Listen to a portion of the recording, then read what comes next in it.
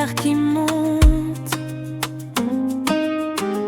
et des yeux qui semblent fermés,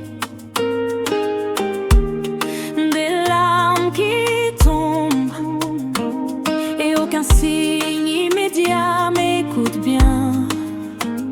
Le silence de Dieu n'est jamais vide. Tu pries, tu cries, mais rien ne bouge autour. Les mêmes murs, les mêmes nuits, les mêmes problèmes. Tu te demandes si Dieu écoute encore ta voix, si ta foi n'est qu'un écho perdu dans le froid. Mais Dieu ne fonctionne pas sous pression humaine. Il travaille en profondeur, pas dans l'urgence vaine. Quand il se tait, ce n'est pas qu'il est loin, c'est qu'il construit quelque chose que tu ne vois pas encore bien. Ne confonds pas le silence avec l'indifférence. Dieu se tait parfois pour fortifier ta confiance. Le silence de Dieu n'est pas l'abandon, c'est la salle d'entraînement de ta conviction.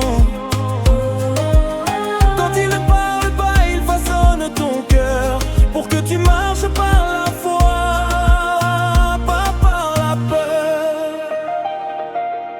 Les hommes t'expliquent Dieu avec des phrases rapides, mais la vraie foi se forge quand tout paraît vide.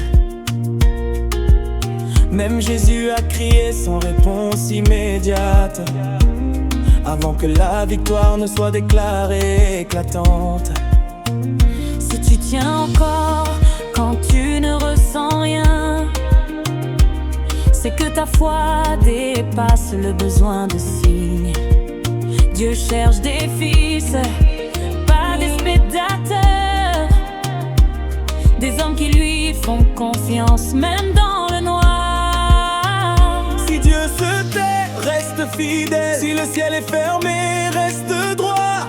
La foi ne crie pas toujours, elle tient même quand elle ne comprend pas.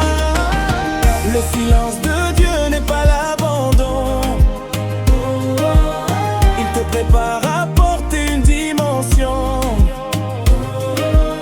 Quand tout est calme, il élargit ta vision, car les grandeurs renaissent dans la discrétion. Ne force pas la voix de Dieu, ne fuis pas l'attente. Apprends à rester stable là où beaucoup abandonnent. Le silence de Dieu n'est pas l'abandon, il écrit ton histoire au-delà de ton horizon. Tiens bon même sans réponse aujourd'hui, celui qui t'a appelé n'a pas fini avec ta vie.